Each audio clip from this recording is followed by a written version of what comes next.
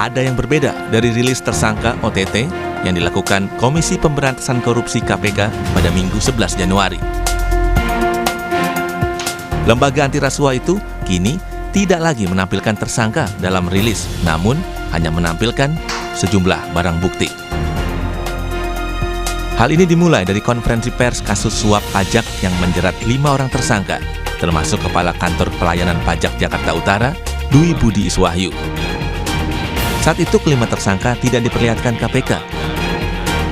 Pelaksana tugas Deputi Penindakan dan Eksekusi KPK, Asep Guntur Rahayu bilang, perubahan ini sejalan dengan KUHP baru yang menekankan penghormatan terhadap hak asasi manusia. Asep menambahkan, maksud dari hak asasi manusia adalah mengedepankan asas praduga tidak bersalah. Misalkan, loh kok nggak ditampilkan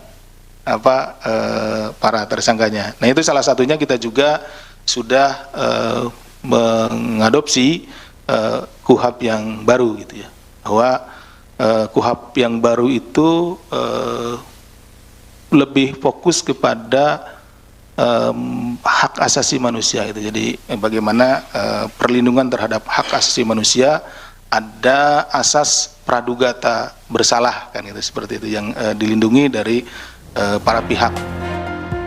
Kebijakan baru ini diambil sebagai bentuk kepatuhan terhadap Undang-Undang Nomor 20 Tahun 2025 tentang Kitab Undang-Undang Hukum Acara Pidana atau KUHP yang baru berlaku efektif pada Januari 2026. Aturan terkait penetapan tersangka terdapat dalam pasal 90 KUHP. Pasal 90 ayat 1 KUHP baru menyatakan penetapan tersangka dilakukan penyidik terhadap seseorang yang diduga melakukan tindak pidana berdasarkan minimal 2 alat bukti. Lebih lanjut, KPK merujuk pada pasal 91 KUHP yang mengatur asas praduga bersalah bagi tersangka. Pasal 91 KUHP baru menyatakan dalam melakukan penetapan tersangka, penyidik dilarang melakukan perbuatan yang menimbulkan praduga bersalah. Perubahan kebijakan ini menandai pergeseran dalam praktik KPK yang sebelumnya kerap menampilkan tersangka kepada publik sebagai bagian dari pengumuman penetapan tersangka. Sebelumnya KPK sering menampilkan tersangka dugaan kasus korupsi, diantaranya saat menampilkan tersangka dugaan kasus suap Bupati Bekasi pada 20 Desember 2025 lalu. Tim Liputan Kompas TV.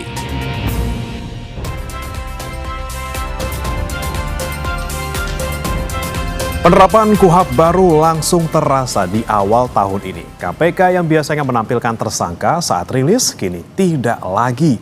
Alasannya tercantum dalam pasal-pasal di KUHP. Penegak hukum lainnya pun berpotensi menafsirkan hal yang sama, yakni tidak menampilkan tersangka ke publik saat rilis penetapan tersangka.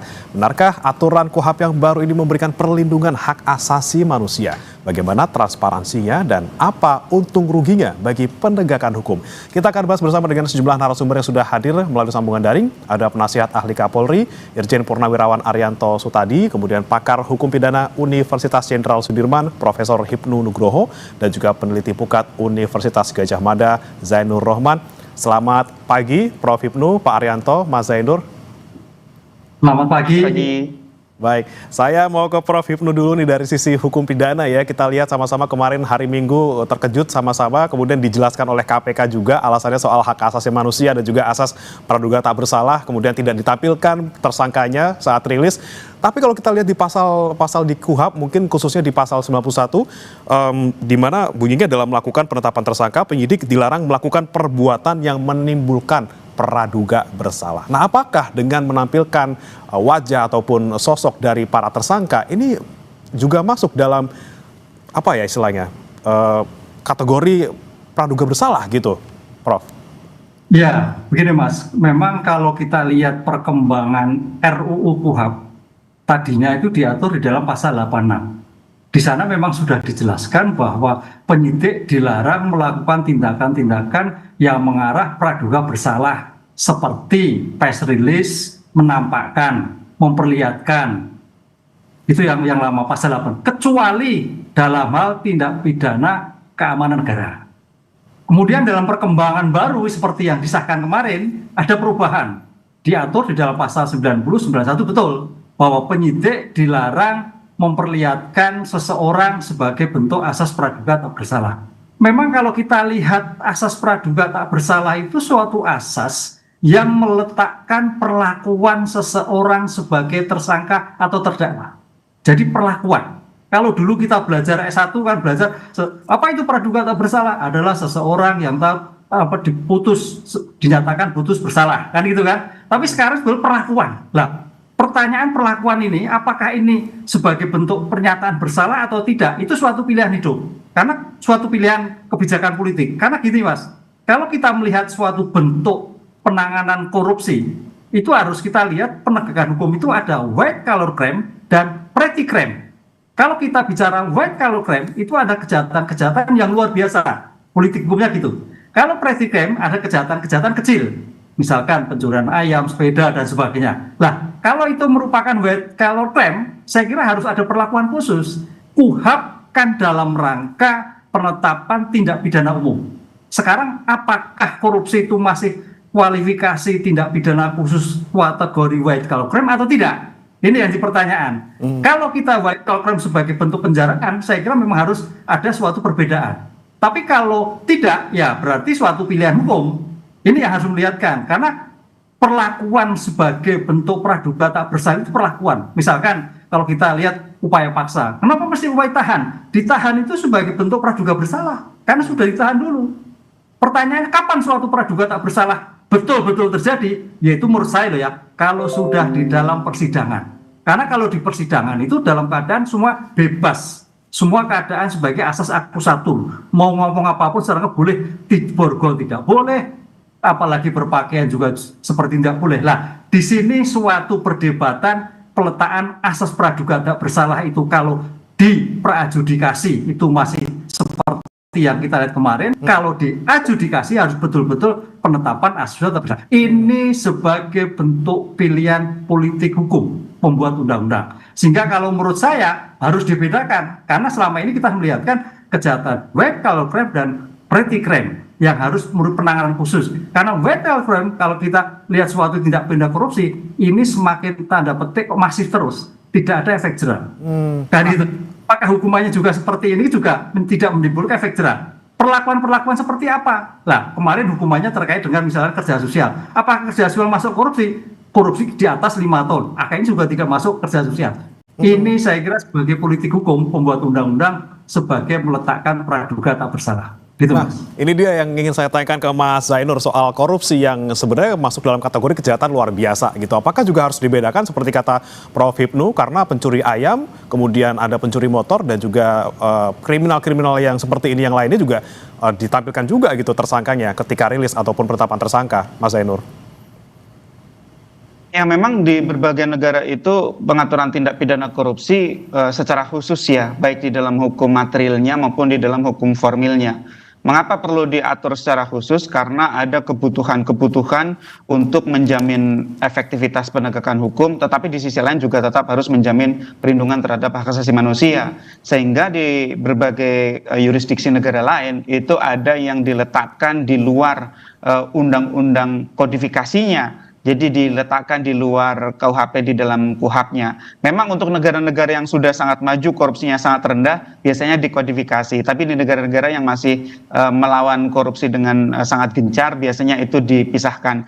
Nah, apakah kemudian di dalam pengaturan yang khusus itu boleh untuk menampilkan tersangka ketika misalnya konferensi pers? Ya ini juga kembali kepada filosofi masing-masing negara ya. Ada negara-negara yang sama sekali tidak memperbolehkan untuk menampilkan tersangka misalnya di dalam konferensi pers. Kenapa demikian? Ya kembali kepada presumption of innocence. Negara-negara seperti di negara Eropa itu tersangka tidak ditampilkan karena ya seperti tadi kita bahas ya, bahkan nama pun itu disamarkan dengan inisial.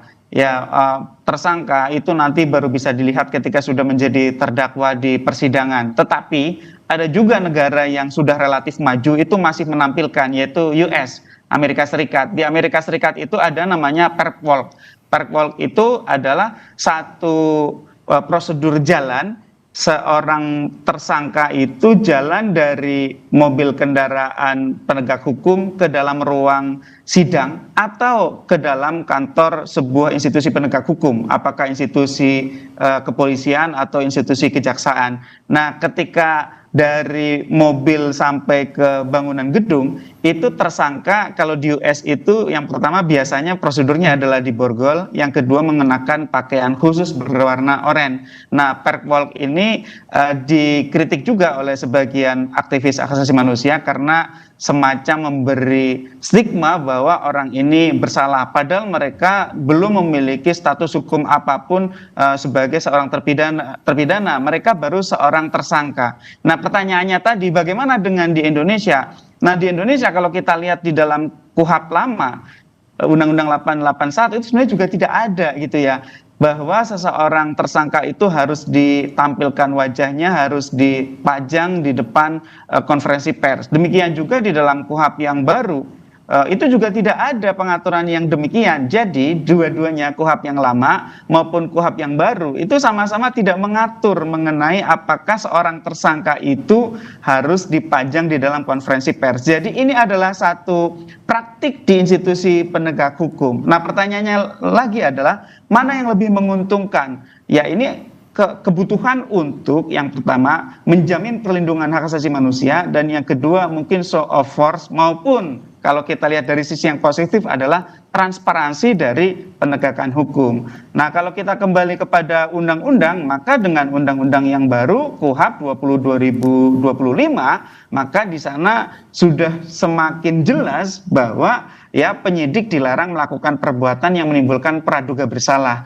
Jadi ini yang dilarang adalah ketika penyidiknya itu menunjukkan ya bahwa seorang tersangka itu seakan-akan sudah diputus bersalah. Kalau penyidiknya sendiri boleh dong dengan praduga bersalah. Kalau penyidik tidak punya praduga bersalah, dia tidak akan menetapkan seseorang menjadi tersangka.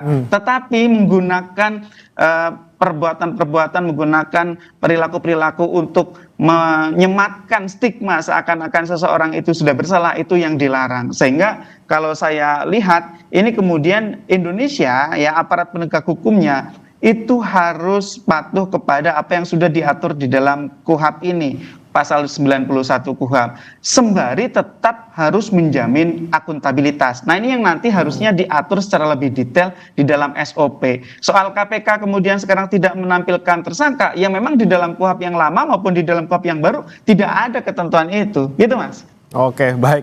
Kemudian saya tanyakan lagi ke Pak Arianto nih, Pak Arianto, kalau ini sudah dimulai dari KPK gitu ya dengan memulai langkah pertama gitu untuk tidak menampilkan tersangka ketika rilis, kemudian apakah nanti juga bisa diikuti oleh Kejaksaan Agung misalnya atau juga kepolisian?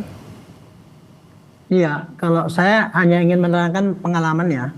Kalau dulu Pak, waktu saya masih dinas itu saya perlu memahami bahwa di dalam KUHP itu kan KUHP yang dulu itu kan sudah perlindungan pada praduga tak bersalah itu kan sudah diterapkannya. Sehingga ketika saya membuat perkap mengenai penerapan prinsip perlindungan HAM di dalam penegakan hukum pun, itu saya sebutkan di situ bahwa tersangka itu harus praduga tak bersalah, sehingga ya harus diperlakukan seakan-akan dia tidak bersalah.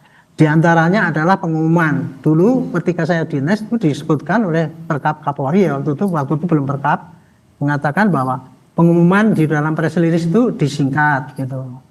Tetapi saya waktu itu melihat ketidakkonsistenan. Namanya disingkat, tetapi waktu press release kalau langsung ditampilkan orangnya itu namanya sudah menghukum bahwa dia itu sudah tersangka. Itulah yang saya dulu waktu itu saya tidak sependapat. Nah, ditambah lagi dulu KPK dulu kalau mengumumkan langsung tampilkan gitu loh. Ini kok malah ini. Saya waktu itu belum begitu baca peraturan yang tadi disampaikan oleh Pak Profesor Hipnu tadi bahwa ada pengecualian ya, kejahatan yang extraordinary itu perlu pakai khusus gitu.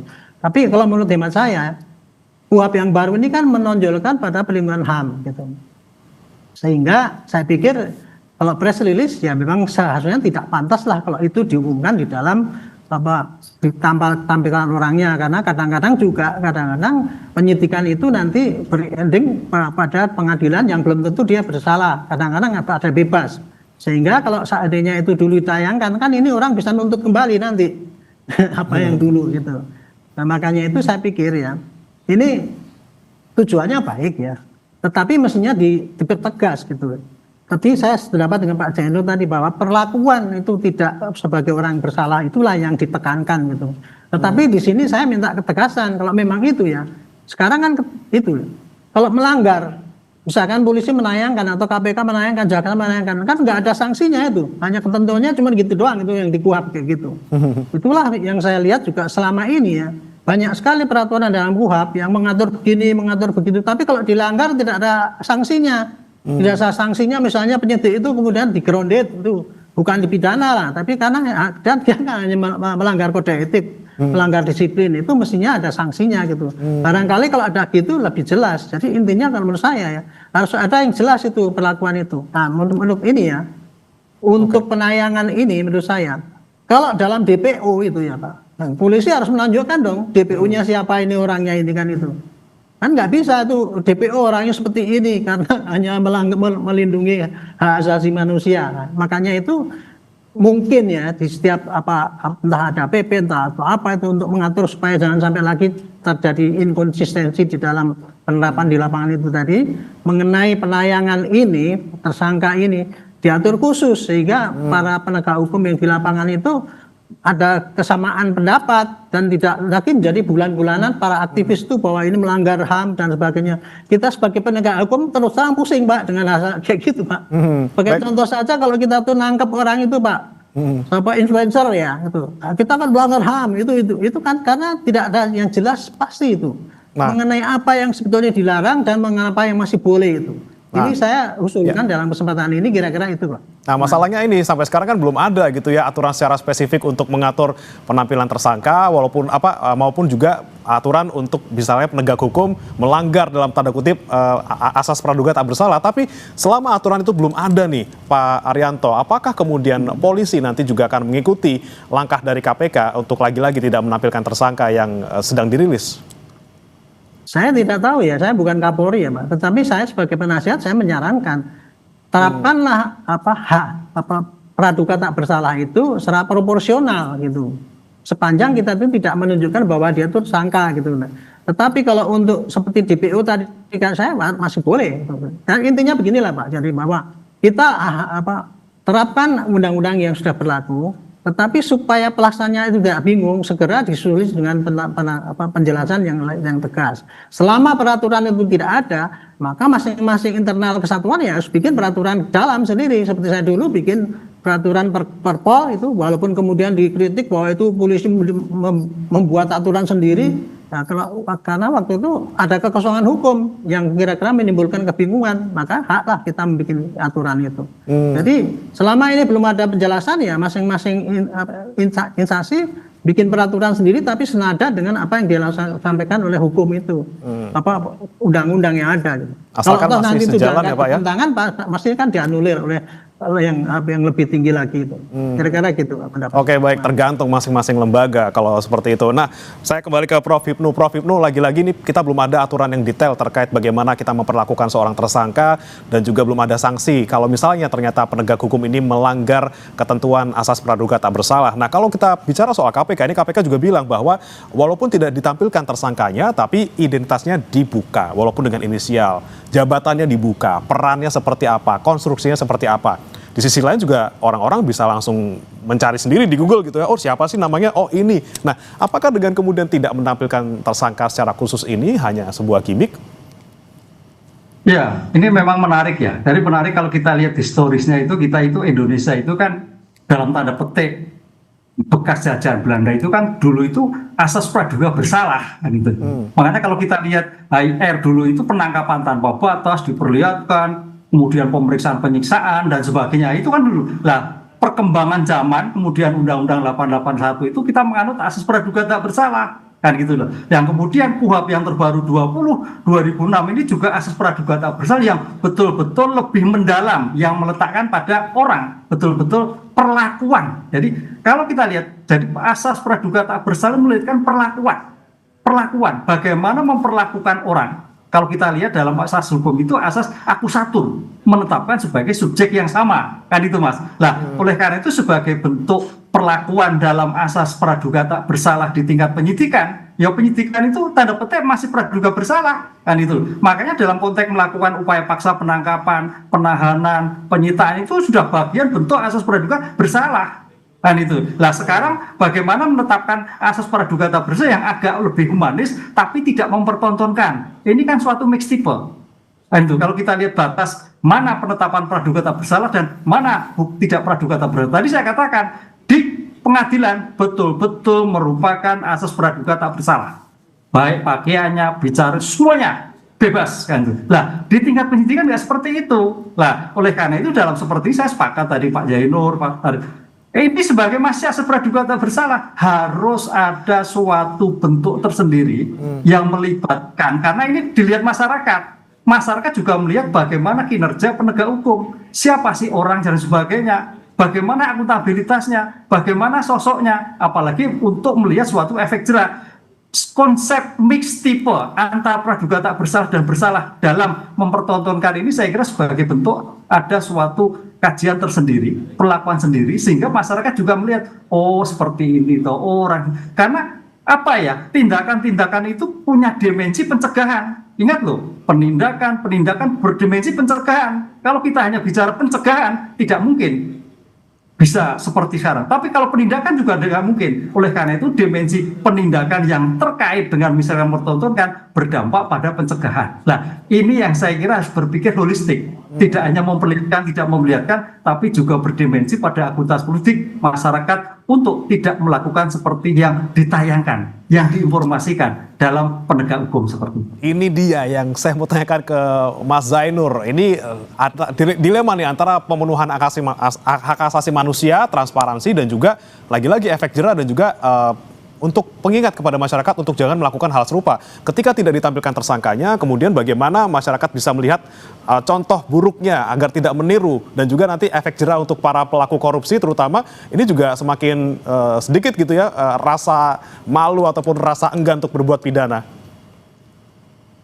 Ya, khusus untuk efek jerah itu sebenarnya diletakkannya kepada bentuk pemidanaannya. Jadi efek jerah itu baru boleh diterapkan ketika seseorang itu sudah diputus bersalah karena melakukan satu tindak pidana. Nah, jadi menurut saya perdebatan soal menjaga privacy, menjaga hak asasi manusia ini ada di perdebatan soal perlindungan hak asasi manusia dengan efektivitas penegakan hukum. Terkait dengan apa? Terkait dengan transparansi. Karena di Undang-Undang KPK, Undang-Undang 19/2019, itu di sana dikatakan bahwa KPK itu di dalam menjalankan tugas dan kewenangannya itu harus transparan. Nah, kalau tidak transparan, bagaimana publik bisa ikut mengawasi? Jadi kan ini publik ingin tahu nih, siapa sih tersangkanya? Oke lah, harus dijaga hak asasi manusianya, karena dia baru tersangka. Tapi publik juga harus memastikan bahwa tersangka itu bukan merupakan orang yang lain gitu ya. Tidak diganti, tidak ditukar kepala gitu ya. Itu menurut saya juga merupakan satu bentuk pengawasan publik. Itu yang harus diseimbangkan antara kebutuhan transparansi dengan kebutuhan untuk menjamin perlindungan terhadap hak asasi manusia. Dan menurut saya ini juga tidak khas di KPK ya, harusnya ini juga berlaku di kepolisian, juga berlaku di kejaksaan. Bagaimana menyeimbangkan kedua hal tersebut gitu kan. Nah, apa mungkin Mas, seorang tersangka itu diganti? Saya pernah membaca sebuah laporan hasil kajian, ini kalau tidak salah tahun 2000, sekitar 2006 gitu ya, itu statusnya terpidana memang ya. Terpidana itu digantikan posisinya oleh orang lain dengan menggunakan joki masuk ke dalam lembaga pemasyarakatan. Ya, jadi itu sangat mungkin terjadi. Tersangka saya pikir kalau tidak diketahui oleh publik sangat mungkin terjadi seperti itu gitu. Jadi saya pernah membaca hasil penelitian seperti itu dengan joki di lembaga pemasyarakatan. Nah, ini kan butuh bagaimana untuk menyeimbangkan antara kebutuhan transparansi dengan kebutuhan untuk menjamin pelindungan HAM. Nah, tadi kan dikatakan bahwa di KPK itu, saya ingat ya, di KPK penampilan wajah tersangka itu baru konsisten rutin dilakukan itu sejak era Firly Bahuri ya. Mungkin karena latar belakang beliau sebelumnya adalah aparat penegak hukum di tempat lain yang ada praktik itu gitu ya. Barangkali itu kemudian melembaga di KPK. Nah, sekarang dikoreksi lagi. Saya ingat dulu di periode yang lama itu tidak seperti itu. Yang dilakukan itu adalah membeberkan peran dari masing-masing tersangka itu. Nah, kalau sekarang di KPK menurut saya yang paling penting adalah karena korupsi prinsip dasarnya adalah kejahatan jabatan, ya dijelaskan saja apa jabatannya, perbuatan apa yang dilakukan, alat bukti apa yang dimiliki oleh KPK. Tentu secara umum ya, tidak harus detail karena terkait dengan rahasia penyidikan. Dan kemudian menyampaikannya kepada publik. Ini untuk memenuhi kewajiban terhadap undang-undang KPK itu sendiri. Karena di sini kan ada semacam pertentangannya antara kebutuhan untuk melindungi HAM sesuai pasal 91 KUHP dengan kewajiban untuk transparan sebagaimana diwajibkan oleh Undang-Undang KPK. Nah, di mana titik tengahnya? Menurut saya titik tengahnya adalah tidak perlu menampilkan wajah, tetapi perlu untuk menjelaskan sangkaannya secara jelas kepada publik. Nah, sangkaannya itu seperti apa? Nah, ini kadang-kadang KPK di dalam konferensi pers juga tidak cukup jelas. Terhadap seorang tersangka, KPK itu menyangka apa perbuatan yang dilakukan oleh tersangka sehingga itu dikatakan memenuhi rumusan unsur delik.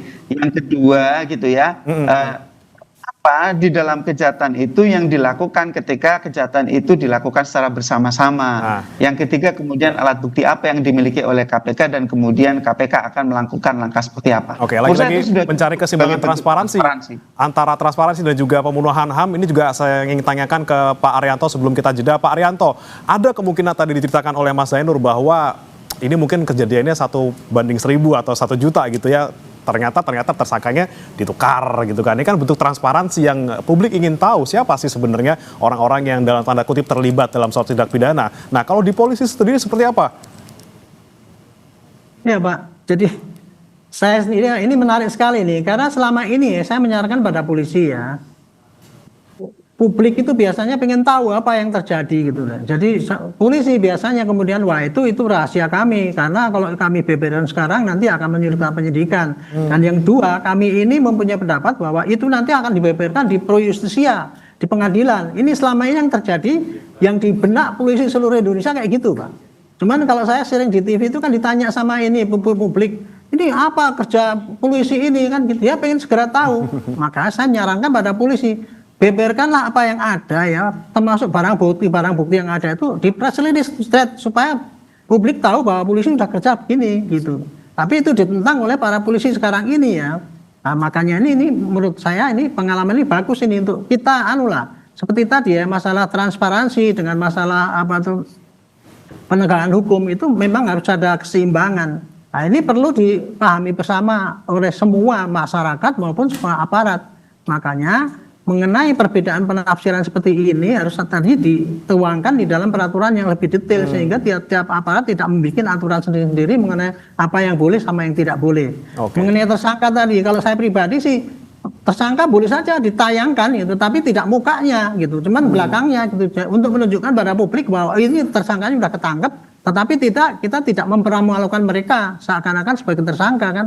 Orang itu kan identifikasinya kan di muka Pak. Kalau mukanya nggak kelihatan aja kan udah tidak menimbulkan ini gitu. Itu saya kira solusi yang praktis kayak gitu Pak. Tapi ini harus diluruskan oleh bangsa ini Pak, mengenai perlindungan hak asasi manusia ini terkait dengan tersangka ini gitu. Dan lagi transparansi gitu. Aturan detailnya harus kita nantikan bagaimana agar di lapangan praktiknya tidak membingungkan dan juga membuat masyarakat bertanya-tanya gitu. Nah, tapi selain itu yang ada di KUHP baru ini juga ada yang kontroversi sebenarnya. Di sisi lain kita lihat di pasal 91 ini dalam tanda kutip tersangka dilindungi, tapi ada di pasal lain, di pasal 22 KUHP ini, di mana penyidik bisa memanggil seseorang yang bukan saksi, bukan tersangka, untuk bisa datang dan juga dipanggil, diperiksa dalam suatu kasus pidana. Kita akan bahas nanti Bapak-Bapak usai jeda berikut, tetap bersama kami, Saudara, di Sapa Indonesia Pagi.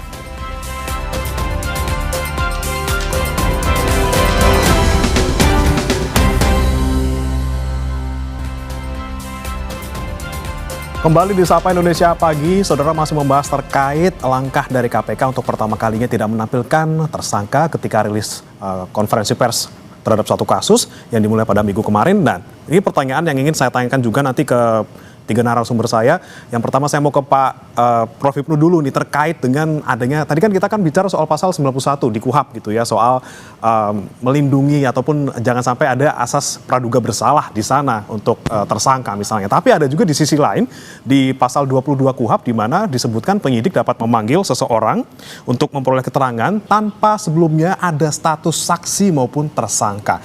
Ini seperti ada kontradiksi di sini. Di sisi lain kita lihat di pasal 91 seakan-akan dalam tanda kutip melindungi tersangka, tetapi di sisi lain di pasal 22 ada pasal yang seakan-akan ini membuat seseorang yang belum terlibat sama sekali seakan-akan terlibat seperti itu. Ini juga lagi diuji materi di MK nih, oleh ada 2 orang yang mengajukan uji materi di sana. Seperti apa Anda melihatnya, Prof. Hipnu?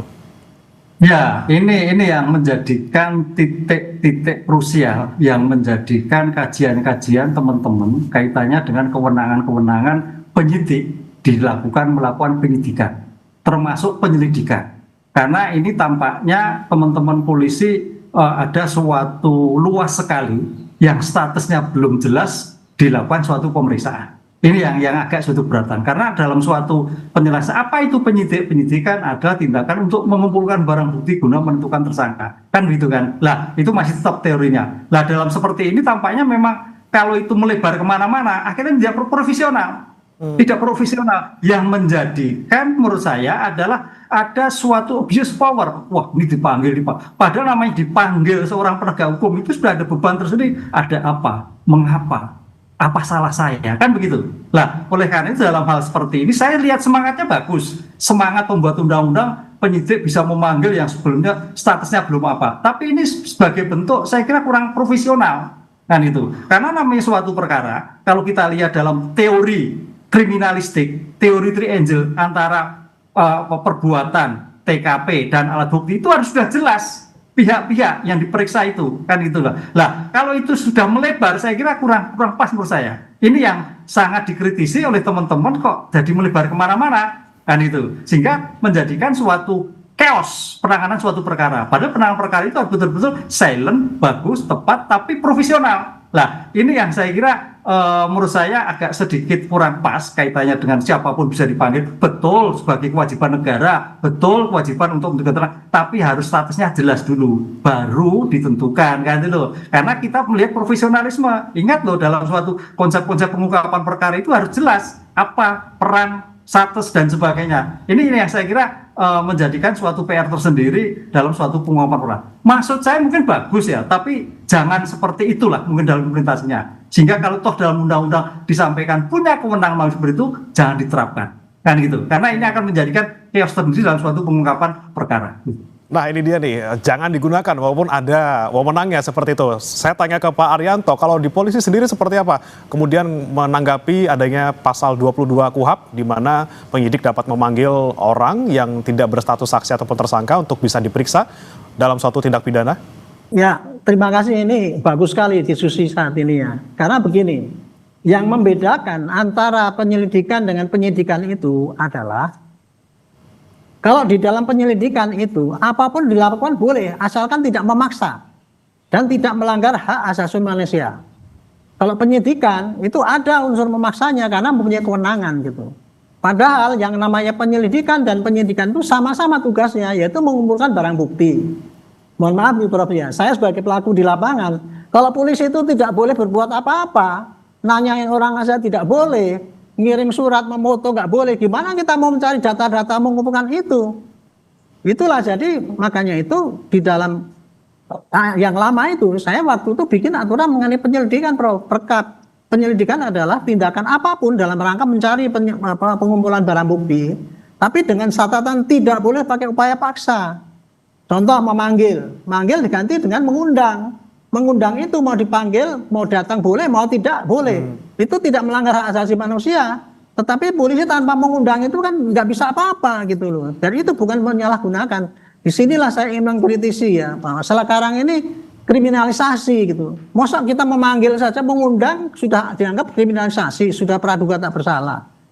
Inilah, jadi saya ingin tekankan kembali ya. Penyidikan sama, mencari keterangan, alat-alat yang perlu untuk menentukan pidana itu ada apa. Bedanya adalah kalau penyelidikan itu tidak ada paksaan, sehingga tidak perlu diatur pakai kewenangan.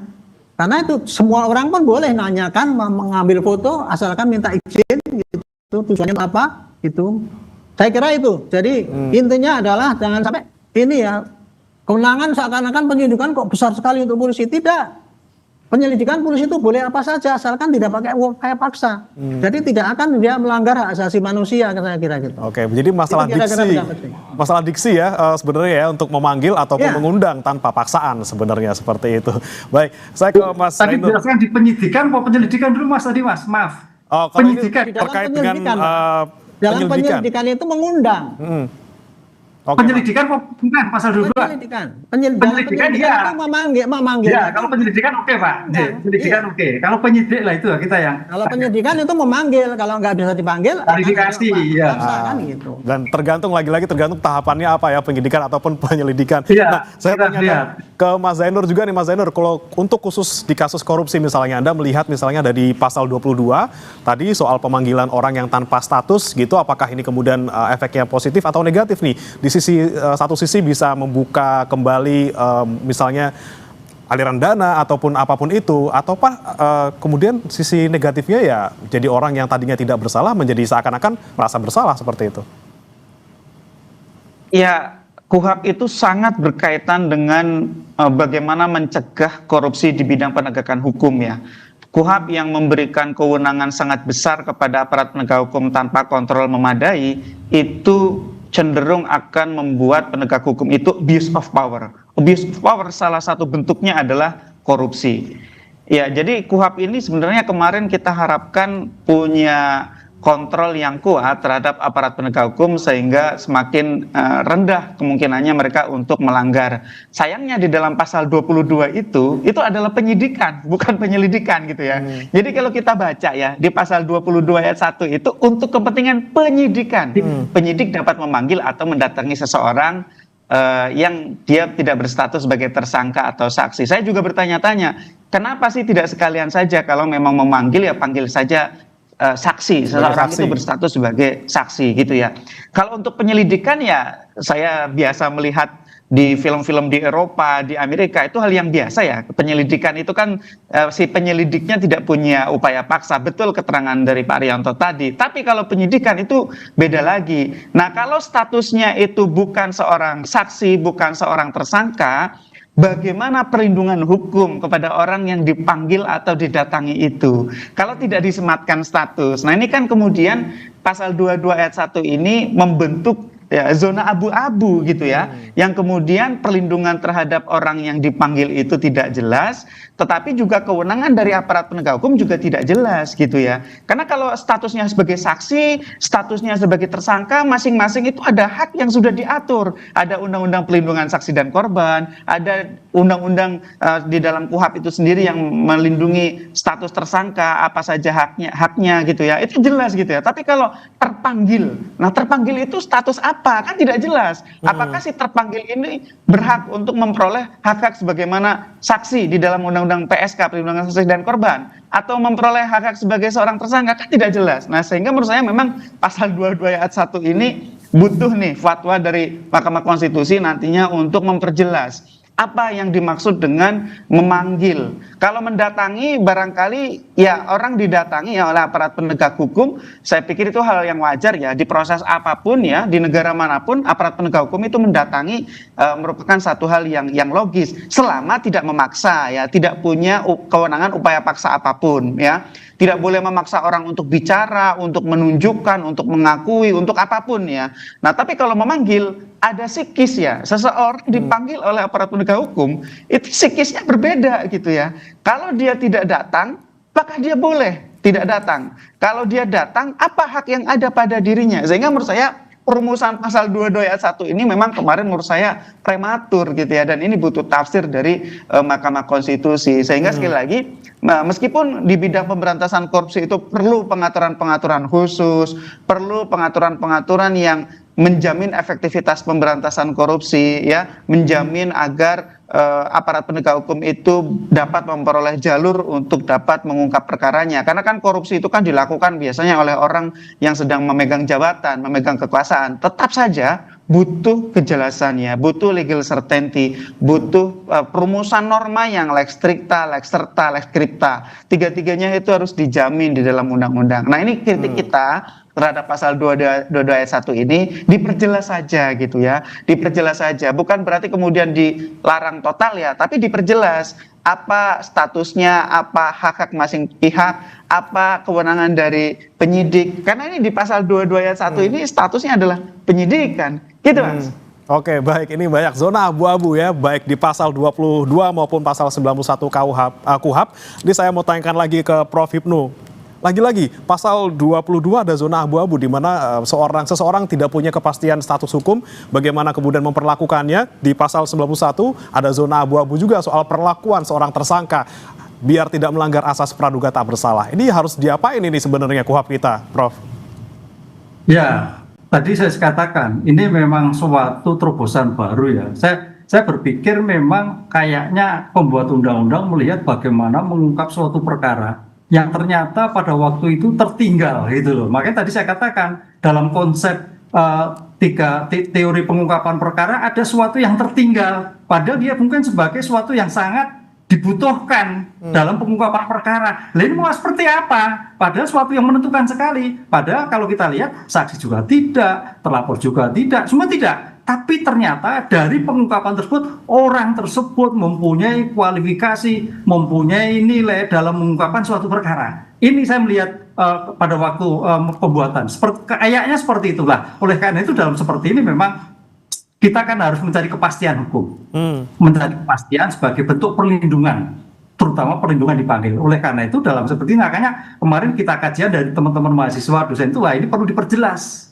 Bagaimana seperti ini menjadikan abuse tadi Mas Yanwar, ini menjadikan kacau, ketidakjelasan. Padahal namanya hukum acara pidana itu adalah hukum bagaimana meletakkan penegak hukum untuk taat pada hukum yang dibuatnya. Tidak memerlukan tafsir, tidak ada suatu tafsir A, B, C dan sebagainya. Harus lex stricte tadi saya katakan. Itu yang terjadi. Oleh karena itu mudah-mudahan walaupun itu sudah ada, sambil menunggu kepastian dari MK, mungkin teman-teman yang mengajukan gugatan, cobalah itu jangan digunakan. Nah, itu. Saya maksud bagus itu, karena kemungkinan dalam pengungkapan perkara itu ada yang tercecer, Mas. Ada yang tercecer, ini ada yang kurang ini. Karena namanya penegakan hukum kan berkembang.